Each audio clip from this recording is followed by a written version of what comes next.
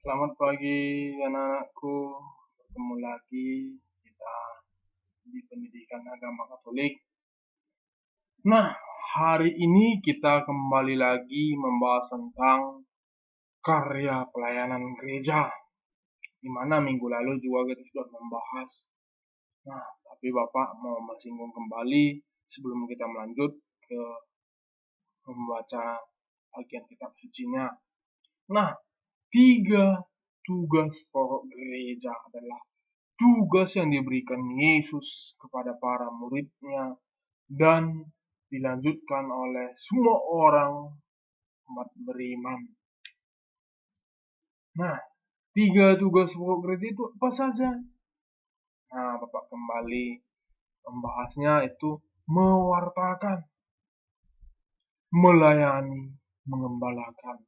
Ini adalah 3 tugas gereja yang sudah kita bahas di minggu sebelumnya, namun Bapak mau mengingatkan kembali saja. Nah, tujuan dari tugas pewartaan gereja adalah agar Yesus dikenal dan diimani oleh semua orang. Lalu, tugas pengurusan gereja itu dijalankan dalam bentuk perayaan-perayaan ibadat, perayaan-perayaan sakramen, dan perayaan itu puncaknya di perayaan Ekaristi. Itu puncak dari tugas pengurusan gereja. Nah, tugas pengembalaan. Tugas pengembalaan gereja itu adalah melayani semua orang yang membutuhkan pertolongan. Misalnya orang sakit, orang berdosa, dan orang yang kelaparan. Itu bagian dari tugas pengembalaan gereja yang memberikan pelayanan pada orang-orang yang membutuhkan pertolongan. Nah, sekarang kita masuk ke Matius 28 ayat 16 sampai 20.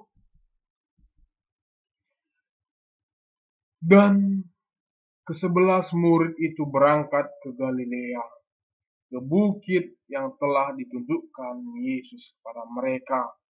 Ketika melihat Dia, mereka menyembahnya, tetapi beberapa orang ragu-ragu. Yesus mendekati mereka dan berkata, "Kepadaku telah diberikan segala kuasa di sorga dan di bumi.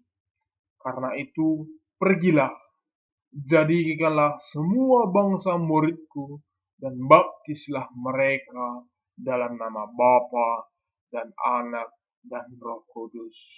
Dan ajarlah mereka melakukan segala sesuatu yang telah kuperintahkan kepadamu. Dan ketahuilah, aku menyertai kamu senantiasa sampai pada akhir zaman." Nah, inilah sudah Bapak baca di bagian Matius 28 ayat 16 sampai 20. Nah, tugas kamu di sini yang pertama, kalimat-kalimat mana dari kutipan kitab suci Matius 28 ayat 16 sampai 20 yang menunjukkan tugas mewartakan yang diberikan Yesus kepada para muridnya. Ini adalah tugas kamu yang pertama. Nah, lalu kita membahas lanjut ke 2. Kisah para Rasul 2 ayat 41 sampai 47. Orang-orang yang menerima perkataannya, ia memberi diri dibaptis. Dan pada hari itu jumlah mereka bertambah kira-kira 3.000 jiwa. Mereka bertekun dalam pengajaran rasul-rasul dan dalam persekutuan. Dan mereka selalu berkumpul untuk memecahkan roti dan berdoa. Maka ketakutanlah mereka semua. Sedang rasul-rasul itu mengadakan banyak mujizat dan tanda. Dan semua orang telah menjadi percaya, tetap bersatu, dan segala kepunyaannya mereka adalah kepunyaan bersama. Dan selalu ada dari mereka yang menjual harta miliknya, lalu membagi-bagikannya kepada semua orang sesuai dengan keperluan masing-masing.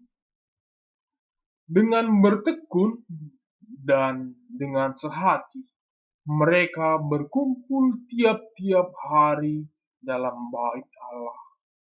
Mereka memecahkan roti di rumah masing-masing secara bergilir dan makan bersama dengan gembira dan dengan tulus hati sambil memuji Allah. Dan mereka disukai semua orang. Dan tiap-tiap hari Tuhan menambah jumlah mereka dengan orang yang diselamatkan. Demikianlah sabda Tuhan. Nah, inilah bagian kedua dari Kisah Para Rasul 2 ayat 41 sampai 47. Nah, tugas kamu yang kedua. Kalimat-kalimat mana dari kutipan di atas yang menunjukkan tugas menguduskan dari murid-murid Yesus? Nah, ini adalah tugas kamu yang kedua. Dan masih ada satu lagi. Lihat. Yohanes 13 ayat 4 sampai 17. Lalu bangunlah Yesus dan menanggalkan jubahnya. Ia mengambil sehelai kain lenan dan mengikatnya pada pinggangnya. Kemudian ia menuangkan air dalam sebuah basi dan mulai membasuh kaki murid-muridnya, lalu menyapkan dengan kain yang terikat pada pinggangnya itu. Maka sampailah ia kepada Simon Petrus. Kata Simon Petrus kepadanya, Tuhan, engkau hendak membasuh kakiku? Jawab Yesus kepadanya, apa yang kuperbuat engkau tidak tahu sekarang, tetapi engkau akan mengerti kelak. Kata Petrus kepadanya, engkau tidak akan membasuh kakiku sampai selama-lamanya. Jawab Yesus, jikalau aku tidak membasuh engkau, engkau tidak mendapatkan bagian dalam aku. Kata Simon Petrus kepadanya, Tuhan, jangan hanya kakiku saja, tetapi juga tangan dan kepalaku. Kata Yesus kepadanya, barang siapa telah mandi, ia tidak usah membasuh diri lagi selain membasuh kakinya, karena ia sudah bersih seluruhnya. Juga kamu sudah bersih, hanya tidak semua. Sebab ia tahu siapa yang akan menyerahkan dia. Karena itu ia berkata, tidak semua kamu bersih.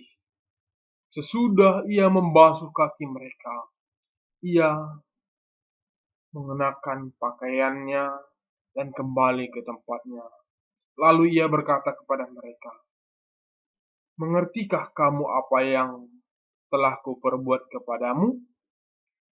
Kamu menyebut aku guru dan Tuhan, dan kamu itu tepat, sebab memang akulah guru dan Tuhan. Jadi, jikalau aku membasuh kakimu, aku yang adalah Tuhan dan guru, maka kamu pun wajib saling membasuh kakimu. Sebab aku telah memberikan suatu teladan kepadamu, supaya kamu juga berbuat sama seperti yang telah kuperbuat kepadamu. Aku berkata kepadamu, sesungguhnya seorang hamba tidaklah lebih tinggi daripada tuannya, ataupun seorang utusan daripada dia yang mengutusnya. Jikalau kamu tahu semua ini, maka berbahagialah kamu jika kamu melakukannya. Demikianlah sabda Tuhan. Nah, baik anak-anakku, kita sudah juga membahas dari Yohanes 13 ayat 4 sampai 17. Nah, di sini kamu ada tugas satu lagi, yaitu kalimat-kalimat mana dari kutipan di atas yang menunjukkan tugas melayani dari murid-murid Yesus. Nah, ini adalah 3 tugas kita. Buatlah di dalam buku latihanmu. Nah, jika kamu memiliki kitab suci, itu lebih baik. Namun jika kamu tidak memiliki kitab suci, kamu dapat melihat kembali video-videonya dengan pause supaya kamu bisa dapat membaca kembali. Nah, inilah materi kita hari ini. Bapak ucapkan terima kasih dan tetaplah menjaga protokol kesehatan.